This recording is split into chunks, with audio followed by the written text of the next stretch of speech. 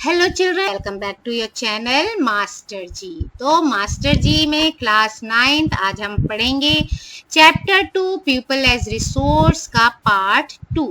Part 1 मैं already upload कर चुकी हूँ, आप देख लीजिएगा, जिसमें सकल और विलास की स्टोरी है और भी बहुत कुछ है। आज जो हम पढ़ेंगे सेकेंड पार्ट, इसमें पढ़ेंगे आज हम टॉपिक है हमारा economic activities by man and women. Man और वुमेन के द्वारा क्या इकोनॉमिक एक्टिविटीज होती है। अब जैसे आपने इसके पहले वीडियो में पढ़ा कि विलास और सकल जो हैं वो क्या हैं, वो लोग जो हैं अपने अलग अलग तरह के वेरियस एक्टिविटीज में इंगेज्ड हैं, इन्वॉल्व हैं। हमने देखा विलास जो है वो फिश बेचता है, सकल जो है उसको बहुत अच्छी फर्म में नौकरी मिल गई है, जॉब मिल गई है। ये जो एक्टिविटीज होती हैं बेटा, इनको हम क्लासिफाई करते हैं, इनको हम डिवाइड करते हैं 3 मेन सेक्टर्स। और वो 3 मेन सेक्टर्स होते हैं primary sector, secondary sector and tertiary sector. Primary sector में क्या होता है, क्या क्या चीजें आती हैं, ध्यान से देखिएगा, ठीक है। Agriculture, forestry, animal husbandry, fishing, poultry farming and mining. अच्छा, और सेकेंडरी सेक्टर में आता है क्वेरिंग एंड मैन्युफैक्चरिंग, ये दोनों चीजें आती हैं। फिर आता है टेरिशरी सेक्टर में आता है बेटा trade, transport, communication, banking, education, health, tourism services, insurance, ये सारी चीजें इसमें आती हैं। इसको हम एक एग्जांपल के थ्रू समझ सकते हैं। जैसे प्राइमरी सेक्टर में क्या होता है, एक फार्मर जो होता है फार्मिंग कर रहा है, एग्रीकल्चर से रिलेटेड देख लेते हैं। जो फर्स्ट स्टेप होता है कि वो फार्मर जो है अपने फील्ड में क्या लगाता है, कपास लगाता है, कॉटन लगाता है, रुई के पेड़ लगाता है, ठीक है। अब उसने वो पेड़ तो लगा लिए, बहुत सारी कॉटन उसने इकट्ठी कर ली, लेकिन उस कॉटन को वो क्या करेगा, अपने घर में रख के तो वो कुछ काम कर नहीं सकता। वो कहाँ करेगा, प्राइमरी सेक्टर का काम तो यहाँ हो गया, उसने खेती कर ली, लगा लिया और उसने वो कॉटन बहुत सारी इकट्ठी कर ली। अब वो क्या करेगा, दूसरे सेक्टर वाले को देगा, यानी इंडस्ट्री, या जाने की यहाँ कुछ निर्माण काम होता है, प्रोडक्टिव काम होता है, यानी मैन्युफैक्चरिंग होगी। उस रुई से धागा बनेगा, धागे से कपड़े बनेंगे, ये सारे काम कहाँ होंगे, आपके ये सेकेंडरी सेक्टर में। अब सेकेंडरी सेक्टर के बाद क्या होता है, उसको अपनी फैक्ट्री में ही तो रखेगा नहीं वो बंदा कि भाई हो गया अब यहाँ काम खत्म, ना जी काम नहीं खत्म, अब क्या करना है, उसको सब जगह फैलाना है। तो वो जो कंपनीज होंगी या वो जो फैक्ट्रीज होंगी वो क्या करेंगी, वो टेरिशरी सेक्टर के में जो इन्वॉल्व होंगे लोग, उनको देंगी, ट्रांसपोर्ट करेंगे अपने सामान को और पूरी दुनिया में फैलाएंगे और पैसे कमाएंगे। इस तरह से तीनों सेक्टर एक दूसरे से रिलेटेड होते हैं। आगे समझ में, ये सारी चीजें जो होती हैं ये सेक्टर की, ये क्या रिजल्ट दिखाते हैं, in the production of goods and services, ठीक है। अब ये जो एक्टिविटीज होती है ये हमारे नेशनल इनकम में वैल्यू ऐड करती हैं। जो भी कमाई होती है हमारे नेशनल, मैंने बताया था ना इसके पहले, हमने पढ़ा था कि हमारे पूरे साल की जो यहाँ के लोगों की कमाई होती है वो हमारे यहाँ की इनकम मानी जाती है कि पूरे देश की कितनी इनकम है, उनका क्या निकाला जाता है, एवरेज निकाला जाता है ना। तो ये जो वैल्यू होती है ये कहाँ होती है, हमारे नेशनल इनकम में इन्वॉल्व होती है, ऐड होती है ये वैल्यू। तो इन एक्टिविटीज को भी हम क्या कहते हैं, इन एक्टिविटीज को कहते हैं हम इकोनॉमिक एक्टिविटीज। एक तो इकोनॉमिक्स पढ़ रहे हैं, यानी वो पैसों वाली चीजें पढ़ रहे हैं, तो हर चीज में पैसा पैसा आएगा ही, तो ये कहलाते हैं इकोनॉमिक एक्टिविटीज। अब ये जो इकोनॉमिक एक्टिविटी होती है बेटा, ये डिवाइड होती है फर्दर 2 पार्ट्स में। 2 पार्ट्स में कौन सा, एक हो गया मार्केट एक्टिविटीज और दूसरा हो गया नॉन मार्केट एक्टिविटीज। अब मार्केट एक्टिविटीज से आप समझ ही गए होंगे कि मार्केट एक्टिविटीज से क्या मतलब है।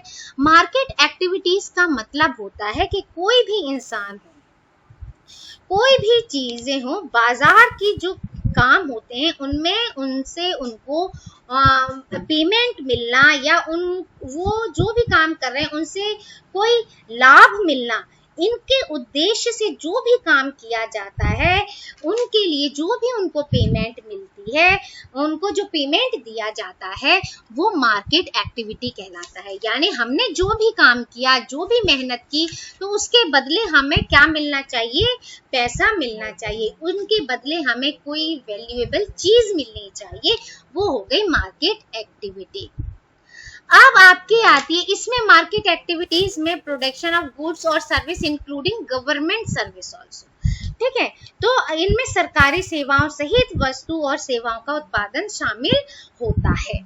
अब आता है नॉन मार्केट वैल्यू। इसका मतलब होता है स्व उपभोग के लिए उत्पादन करना, यानी सेल्फ कंजप्शन के लिए हम क्या करते हैं? प्रोडक्शन करते हैं। सेल्फ कंजप्शन के लिए प्रोडक्शन करने का मतलब क्या होता है? अब हम यहाँ पढ़ते हैं इससे, किसी भी कारण से ड्यू टू हिस्टोरिकल और कल्चरल रीजन, किसी भी कारण से हो, हमारे यहाँ डिवाइड है काम जो है मैन और वुमेन के बीच में, है ना, फैमिली में डिवाइड है। आपने भी देखा होगा कि काम डिवाइड है, मम्मी घर के काम देखती हैं और पापा बाहर ऑफिस में काम करते हैं।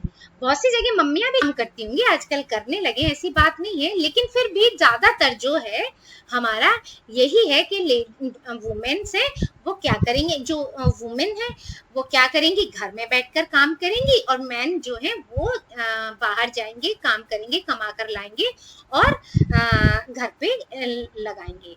तो वुमेन जनरली क्या करती है? Domestic course, man work in the field. हमने सकल के में भी देखा, सकल की मम्मा क्या करती है? कुक्स food, clean utensils, washes cloth, clean the house and look after her children. और सकाल के जो फादर हैं बूटा, वो क्या करते हैं? वो फील्ड में जाकर काम करते हैं, और जो भी उनका प्रोडक्शन होता है उसको बाजार में बेचते हैं और उससे अपनी फैमिली के लिए मनी अर्न करते, कमाते हैं। ठीक है, अब जो शीला जो है, वो जो सकल की मम्मी है, जो घर का सारा काम करती है, पूरी वो करती है, इनके लिए उनको कोई भी, इनकी सर्विस के लिए कोई भी उनको पेमेंट नहीं मिलता है। लेकिन जो बूटा अर्न करता है मनी, वो क्या करता है? अपनी फैमिली के ऊपर खर्च करता है। ठीक है, वुमेन को जो ये सर्विस के लिए कोई पैसा नहीं मिला, ये जो है ये हमारी नेशनल इनकम में भी ऐड नहीं होती है। वो खूब मेहनत करती हैं, सब काम करती हैं, लेकिन उनको क्योंकि कोई पेमेंट नहीं मिलती है, इसीलिए उनकी पेमेंट का कि उन्होंने जो काम किया उसका क्या वैल्यू था, क्या नहीं था, क्योंकि वो वैल्यूएबल है, मतलब इतनी वैल्यूएबल है, उनकी कोई कीमत चुकाना आसान क्या नामुमकिन है, इसलिए उनकी जो कीमत होती है वो यहाँ पर हम नहीं ऐड कर पाते हैं, है ना। और जो ये बूटा जो के फादर है, उनकी कीमत जो है क्या होती है? काउंटेबल होती है, काउंट कर सकते हैं, इसीलिए वो जो भी अर्न करते हैं तो उनकी जो कीमत होती है वो देश के अर्निंग में ऐड होती है, उनकी वैल्यू में ऐड होती है। अब गीता जो है विलास की मदर, वो क्या करती है? वो फिश बेचती थी, है ना, तो इससे उनको क्या मिलता था? बाजार में जाकर फिश निकाला और बाजार में जाकर बेचा, तो उसके बदले उनको पैसा मिलता था। इसीलिए वो क्या करते हैं? वो औरतें या वो लेडीज जो लेबर मार्केट में एंटर करती हैं या मेहनत करती हैं, बाहर आकर काम करती हैं, उनको जो उसके बदले पैसा मिलता है, वो क्या कहलाती हैं? वो इसमें आ जाती हैं लेबर मार्केट में। तब उनको इन चीज का भुगतान किया जाता है कि वो लेबर मार्केट में आ गई हैं, मैन के इक्विवेलेंट काम कर रही हैं। ठीक है, जब वो इस लेबर मार्केट में एंटर कर लेती है तब उनको पैसा मिलता है, घर के लिए उनको, घर के कामों के लिए उनको पैसा नहीं मिलता। दे आर अर्निंग, और जो अपने जो भी उनके मेल सहयोगी होते हैं उनकी ही तरह उनकी भी जो इनकम होती है वो, और इनकम उनकी एजुकेशन और उनकी स्किल के आधार पर उनको पेमेंट दिया जाता है। जितना अच्छा आप पढ़ेंगे, जितनी अच्छी शिक्षा आपकी होगी, जितना आप एजुकेटेड होंगे, जितनी आपकी स्किल्स बहुत अच्छी होंगी, उसी के अकॉर्डिंग आपको क्या मिलेगा? अवसर मिलेंगे, आपको मौके मिलेंगे पैसे कमाने के। ठीक है, बेहतर आपको लाइफ मिलेगी, है ना। आप जितना ज़्यादा एजुकेटेड होंगे उतनी अच्छी पोस्ट पर आपको काम मिलेगा, उतना अच्छा आपको पैसा मिलेगा। आप एजुकेटेड नहीं है, उतनी छोटी पोस्ट मिलती है, उतना कम पैसा मिलता है। वुमेन भी क्या होते हैं इसी तरह। वुमेन की जो एजुकेशन होती थी पहले बेटा, वो क्या थी, वो ज़्यादा हाई स्किल नहीं होती थी, ज़्यादा हाईली एजुकेटेड नहीं होती थी, वो स्किल इसलिए उनकी भी अच्छी नहीं होती थी, इसलिए वो थोड़े से कम पैसों में ही काम कर लेती थी इन आदमियों के मुकाबले। और बहुत सारी जो औरतें हैं वो तो ऐसी जगह काम करती हैं जहाँ जॉब की सिक्योरिटी भी नहीं होती है। वहाँ कोई भी उनके लिए सिक्योरिटी नहीं होती, कोई भी उनके लिए कानूनी सिक्योरिटी नहीं होती है ना। और उनका रोजगार, उनका जो एम्प्लॉयमेंट होता है वो भी क्या होता है, अनियमित होता है। मतलब वो भी कभी है कभी नहीं है, इर्रेगुलर होता है, और ये कम पैसों में काम कर लेती हैं। अच्छा, इसमें जो काम करती हैं इस सेक्टर में, उनको ना तो कोई मैटरनिटी लीव मिलती है, ना ही उन्हें कोई चाइल्ड केयर लीव मिलती है ना। और जो दूसरे उसमें मिलती है, हाईली एजुकेटेड जो लेडीज काम करती हैं, अच्छे ऑफिसेज में काम करती हैं, वहाँ ये सारी उनको फैसिलिटीज दी जाती है। फिर भी इतना होने के बाद भी आजकल जो वुमेन हैं वो क्या हो गई हैं, हाईली एजुकेटेड हो गई हैं। उन्होंने भी अपनी स्किल्स में और मेहनत किया है, तो हाईली स्किल भी हो गई हैं। तो ऐसी वुमेन के लिए मेन के बराबर ही उनको सैलरी मिलती है, ठीक है, उन्हीं के बराबर सैलरी मिलती है। Among the organise sector teaching हुआ, medicine attract them the most. Some women have entered the administration. अच्छा, अब इनके अलावा भी क्या हो गया है, जो लेडीज हैं वो टीचिंग में, मेडिकल की में, ये चीज़ें उनको ज़्यादा अट्रैक्ट करती हैं। लेकिन इसके अलावा भी वो कहाँ पर, एडमिनिस्ट्रेशन में भी एंटर कर चुकी हैं, एंड अदर सर्विसेज जैसे कि highly level of scientific and technological services, इसमें भी वो एंटर कर चुकी हैं, है ना। साइंटिस्ट बन गई हैं, नासा तक पहुंच गई हैं, नासा से बहुत आगे पहुंच गई हैं, ठीक है ना। तो इस तरह से स्पेस तक पहुंच गई हैं, साइंटिस्ट के से जाती हैं, है ना। तो इस तरह से बहुत आगे आजकल लेडीज पहुंच गई हैं, और उनको उनके अकॉर्डिंग इक्विवेलेंट पैसा मिलता है, जितना जेंट्स को मिलेगा उतना ही उनको मिलेगा। अब आता है हमारा next topic, quality of population, है ना। पॉपुलेशन की क्वालिटी अब क्या है, जो पॉपुलेशन है depends upon the literacy rate, health of person indicate bye life expectancy and skill formation acquired by the people of the country. अब जो है पॉपुलेशन की जो क्वालिटी है वो किस पर डिपेंड करती है, literacy rate, health of a person, है ना, इंडिकेट बाय लाइफ, और उनके स्वास्थ्य हो गया। अच्छा, और उस कंट्री के पीपल की स्किल फॉर्मेशन, है ना, वहाँ के लोगों द्वारा जो स्किल है उसका जो फॉर्मेशन करते हैं, उसके ऊपर निर्भर करती है कि वहाँ की जनसंख्या की क्वालिटी कितनी अच्छी या बेकार है, ठीक है। अब जो पॉपुलेशन की जो क्वालिटी है वो देश की क्या करती है, ग्रोथ रेट, किसी कंट्री की जो पॉपुलेशन है उसकी जो क्वालिटी है वो देश की क्या करती है, देश की ग्रोथ रेट, उस कंट्री की ग्रोथ रेट डिसाइड करती है, ठीक है। Illiterate and unhealthy population are a liability for the economy, ठीक है ना। जो इलिटरेट होंगे, अनपढ़ होंगे या अनहेल्दी इंसान होंगे, तो वहाँ की जो पॉपुलेशन होती है वो अनहेल्दी पॉपुलेशन जो होती है, इलिटरेट पॉपुलेशन जो होती है, वहाँ की इकोनॉमिक पर क्या होती है, लिएबिलिटी यानी समस्या होती है, बोझ होती है। लिटरेट और हेल्दी पॉपुलेशन जो होती है वहाँ का एसेट होती है, वहाँ के लिए यूजफुल होती है।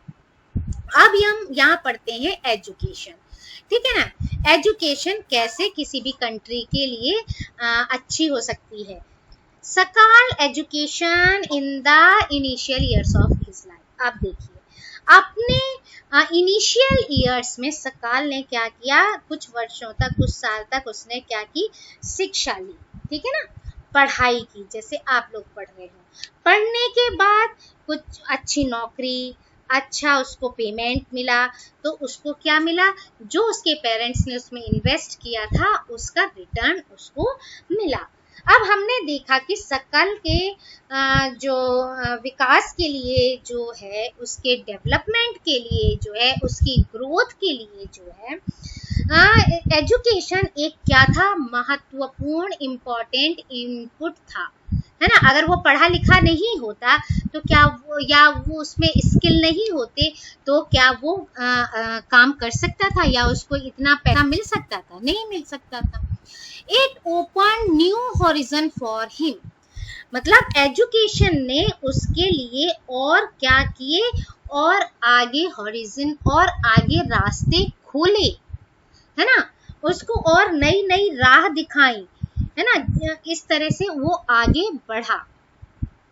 नॉट ओनली फॉर सकल, एजुकेशन कंट्रीब्यूट, ना केवल सकल की एजुकेशन, जो एजुकेशन है वो क्या करती है, contribute towards the growth of society, मतलब उसका खुद का ही नहीं उसकी ग्रोथ हुई, बल्कि उसके जो समाज है, उसका जो सोसाइटी है, उसकी ग्रोथ में भी उसकी शिक्षा ने योगदान दिया या योगदान देते हैं।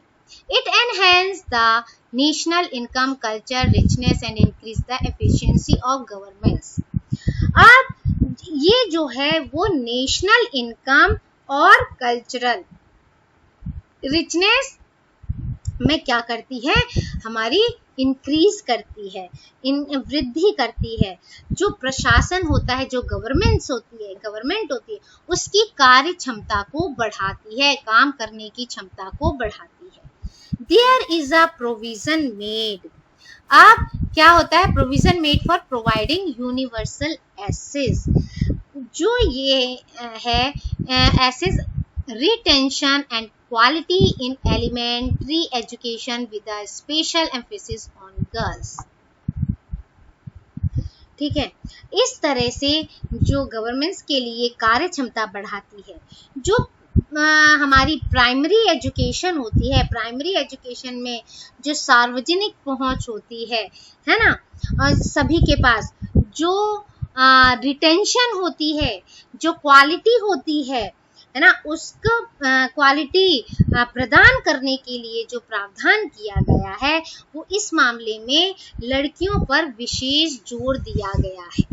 इन सब चीजों के मामले में गर्ल्स पर ज्यादा जोर दिया गया है। देयर इज ऑल्सो एन, अच्छा, प्रत्येक हर जिले में क्या खोले गए हैं, हर जिले में, ठीक है, हर जिले में, हर डिस्ट्रिक्ट में नवोदय विद्यालय खोले गए हैं। नवोदय विद्यालय जैसे स्कूलों की क्या किया गया है, स्थापना की गई है, एस्टैब्लिशमेंट किया गया है इस तरह के स्कूलों का। Vocational stream have been developed to equip large number of high school student, और बहुत बड़ी संख्या में हाई स्कूल के स्टूडेंट्स को ज्ञान और कौशल से संबंधित व्यवसाय उपलब्ध कराने के लिए उनके लिए व्यावसायिक शाखाएं विकसित की गई हैं। मतलब उनके लिए उनको स्किल्स और नॉलेज बढ़ाने के लिए, उससे रिलेटेड, मतलब ऑक्यूपेशन से रिलेटेड, काम मिलने से रिलेटेड उनके लिए शिक्षा दी जा रही है। ऐसे नहीं कि सिर्फ पढ़ाई पढ़ते जा रहे हैं, नहीं, ऐसे पढ़ाया जा रहा है जिसके उनको आगे चलकर काम मिल सके, और जो भी उनके पेरेंट्स इसमें इन्वेस्ट कर रहे हैं, पैसा लगा रहे हैं पढ़ाई में, इससे उनको रिटर्न अच्छा मिल सके। The plan outlay on education has increased from rupees 151 crore in the first plan to, अच्छा, इसलिए जो सरकार है हमारी, ये क्या चलाती है, हमारी 5 ईयर प्लान चलता है, पंचवर्षीय योजना जिसे कहते हैं, वो चलता है ना।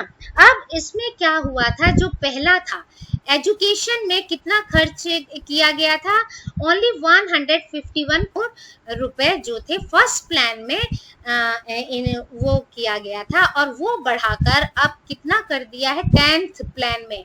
जो हमारा 10th प्लान था उसमें एजुकेशन पर पैसे बढ़ाकर कितने कर दिए गए हैं, 43,825 करोड़।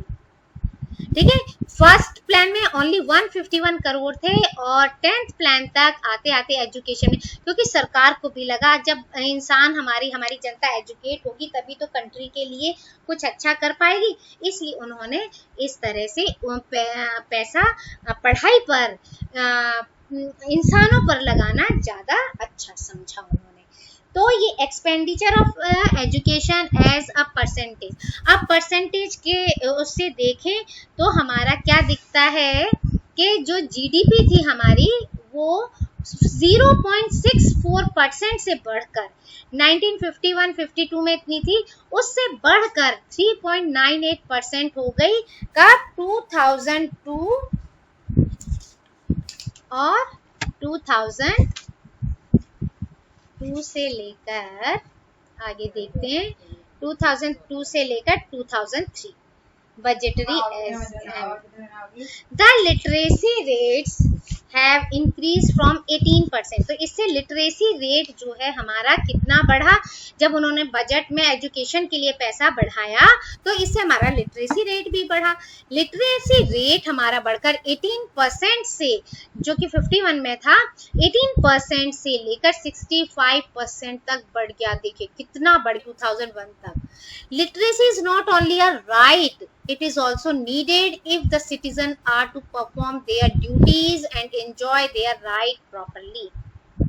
ठीक है, ये मतलब ये बताया गया है कि ये एजुकेशन जो है हर नागरिक का केवल अधिकार ही नहीं है, केवल राइट नहीं है, बल्कि ये वहाँ के नागरिकों द्वारा अपने कर्तव्यों को ठीक प्रकार से पालन।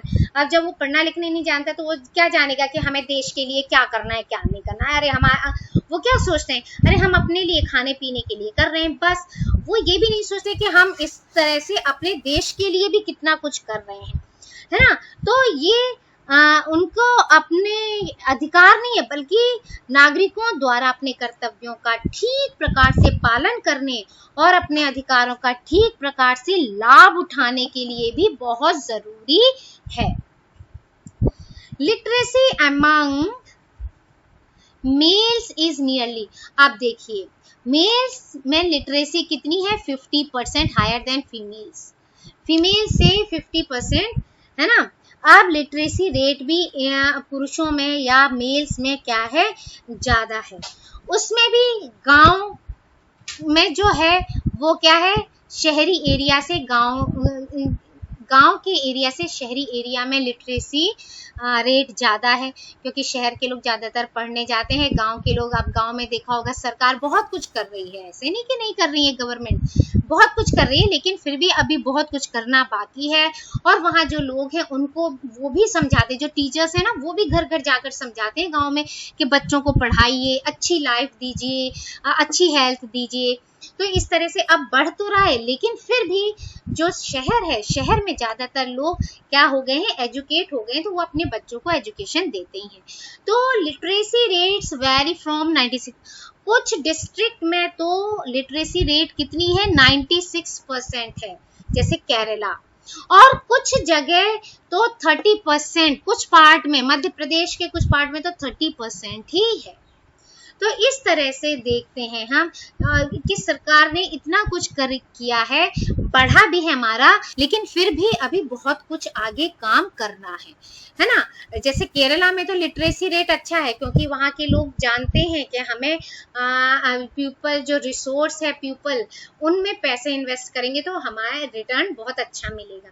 लेकिन अभी ये कुछ जगह ऐसी चीज़ें नहीं पहुँच पाई हैं, वहाँ भी गवर्नमेंट है और लोग हैं, कुछ संस्थाएं हैं, वो पहुंचाने की कोशिश कर रही हैं। अब क्या है, जो प्राइमरी स्कूल हैं, system has expanded to over, जो प्राइमरी स्कूल्स हैं वो भारत में कम से कम 5 लाख से भी अधिक गांवों में फैली हुई है, ठीक है। लेकिन Unfortunately, this huge expansion of school has been diluted by the poor quality of schooling and high dropout rates. लेकिन अनफॉर्चुनेटली क्या है, स्कूल की जो शिक्षा है उसके इस विस्तार को, शिक्षा के निम्न स्तर और पढ़ाई को बीच में छोड़, ठीक है, पढ़ाई क्या करते हैं, एक तो पुअर क्वालिटी है ना, और दूसरी पढ़ाई ये बीच में छोड़ देते हैं। बहुत से कारण होते हैं, क्योंकि वो गरीब होते हैं, गांव के लोग गरीब होते हैं, तो अपने बच्चों को क्या करते हैं, शुरू से ही अपने खेतों में, छोटा मोटा खेत है या कुछ है दुकानों में लगा देते हैं, जिससे कि वो कमा कर लाएं, कुछ थोड़े मोड़े पैसे कमा कर लाएं और घर का खर्चा पानी चले। लेकिन सरकार ने क्या कर रखा है कि वो फ्री में पढ़ाई देती है, यूनिफॉर्म देती है, बैग देती है, बुक्स देती है, सब कुछ देती है, लेकिन अभी गांव वालों को ये सारी चीजें पता नहीं। उन्हें ये लगता है कि पढ़ाई में बहुत पैसा लगता है, ड्रेस भी लानी पड़ेगी, बुक्स भी लानी पड़ेगी, उन्हें ये अभी जानकारी नहीं है कि उन्हें सब कुछ सरकार दे रही है। तो ये सारी चीजें क्या करते हैं, स्कूल के टीचर्स हैं और भी लोग हैं, संस्थाएं हैं, वो उन्हें समझाते हैं, तो धीरे धीरे इसमें आगे बढ़ तो रहे हैं, लेकिन अभी बहुत टाइम लगेगा। जैसे क्या किया है सरकार ने, सर्व शिक्षा अभियान इज अ सिग्निफिकेंट स्टेप। अब सरकार ने क्या किया है, जैसे वो जो बच्चे छोड़कर चले जाते हैं, है ना, स्कूल को छोड़ दिया, तो इस तरह के काम ना करें, इसलिए सरकार ने क्या किया है, सर्व शिक्षा अभियान चलाया है, और राज्य सरकारें यानी स्टेट गवर्नमेंट और सेंट्रल गवर्नमेंट दोनों ही मिलकर, है ना, दोनों ही मिलकर ये क्या करते हैं, ये सेंट्रल गवर्नमेंट और ये पार्टनरशिप में इनका काम चलता है, और ये अपने गोल को पाने के लिए इस पर बहुत मेहनत कर रहे हैं, है ना। प्राथमिक शिक्षा सार्वभौमिक लक्ष्य, इसको प्राप्त करना है, इसको हमें पाना है, इसके लिए दोनों सरकारें दोनों तरफ से करके समय समय पर अपनी आगे बढ़ते हैं। कभी कोई कुछ लगा देते हैं जिससे कि बच्चे पढ़ने आए। इसके साथ ही जो प्राथमिक शिक्षा है, प्राथमिक शिक्षा जो होती है, स्टार्टिंग प्राइमरी शिक्षा, एलिमेंट्री एजुकेशन जो होता है, उसके नामांकन को बढ़ाने के लिए क्या क्या किया गया है ना, उनके के बच्चे आए, बच्चे अपना एडमिशन कराएं छोटी छोटी क्लासेस में, उसके लिए उन्होंने bridge course, back to school camps have been initiated. ठीक है, क्या क्या चीज, एक तो ब्रिज कोर्स यानी, और एक स्कूल लॉटो यानी बैक टू स्कूल कैंप्स, इस तरह से कुछ चीजें उन्होंने चलाई हैं। तो क्लास में बच्चों की इससे क्या हो गई है, अटेंडेंस जो हो गया, एनरोलमेंट जो हो गया है, वो थोड़ा सा बढ़ावा देने के लिए बच्चों को, कि बच्चे आएं और पढ़ें, एजुकेशन के महत्व को समझें, इसके लिए उन्होंने बहुत सारी और भी चीज़ें चलाई हैं, जैसे मिड डे मील चलाया है, ये स्कीम भी चलाई है, जिससे कि घर में जैसे खाने पीने के लिए नहीं है कुछ, तो स्कूल में आकर बच्चों को खाने पीने के लिए भी दिया जाएगा, दोपहर का खाना। इस तरह की सरकार क्या कर रही है, अपनी नीतियाँ चला रही हैं। इससे भारत में जो है एजुकेटेड लोगों की संख्या में क्या हो रहा है, वृद्धि हो सकती है, बढ़ सकती है। अब क्या है, the 10th plan endeavoured to increase the enrolment in higher. अब जो ये है 10th जो हमारी प्लान ओवर हुआ, उसमें एजुकेशन में लगभग 18 से 23 साल के एज ग्रुप के जो बच्चे हैं, from the present 8% to 9% by the end of planned period। ठीक है, क्या किया गया है कि जो ये योजना बनाई गई है, उसमें हायर एजुकेशन के लिए 18 से 23 साल के जो एज ग्रुप के बच्चे हैं, उनका एनरोलमेंट किया गया है हायर एजुकेशन के लिए। उसमें भी वृद्धि हुई है, उसमें भी परसेंटेज में क्या हुआ है, वृद्धि हुआ है, बढ़ी है, 6% से 9% हो गई है। The strategy focus on increasing access quality adaptation. ठीक है, ये जो वो है हमारी स्ट्रैटेजी, किस पर फोकस कर रहे हैं, क्या किस पर फोकस की जा रही है, इंक्रीजिंग एसेस। इसके तहत क्या कर रहा है कि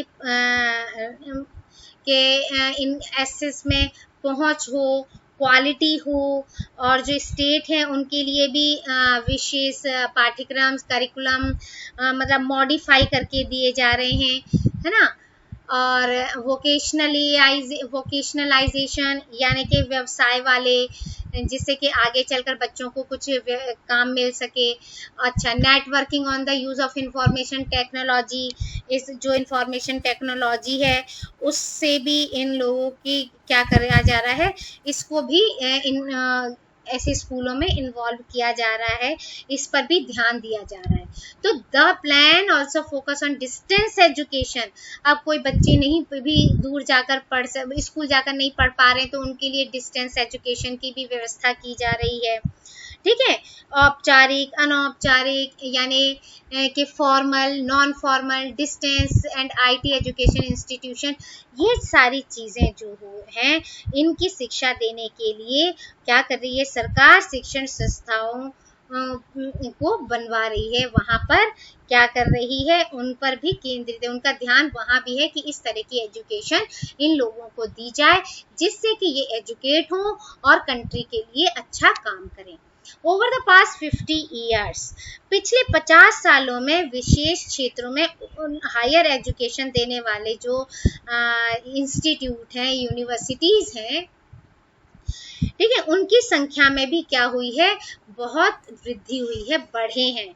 ऐसे पहले हम यहाँ देखो नीचे ये दिया हुआ है, पहले 51 में कितने कॉलेजेस थे, कितनी यूनिवर्सिटीज थी, कितने स्टूडेंट पढ़ते थे, कितने टीचर्स थे। तो इससे हम समझ सकते हैं कि धीरे धीरे हमारे देश में एनरोलमेंट स्टूडेंट्स का बढ़ रहा है, लोग बढ़ना चाह रहे हैं, पढ़ना चाह रहे हैं, टीचर्स भी बढ़े हैं, कॉलेजेस भी बढ़े हैं, यूनिवर्सिटीज भी बढ़े हैं। तो इस तरह से बच्चे क्या हो रहे हैं, बढ़ रहे हैं और आगे बढ़ रहे हैं, है ना। तो इस तरह से एजुकेशन हमने देख लिया। आगे के जो टॉपिक हैं वो नेक्स्ट वीडियो में। So thank you, like share and subscribe my channel master ji.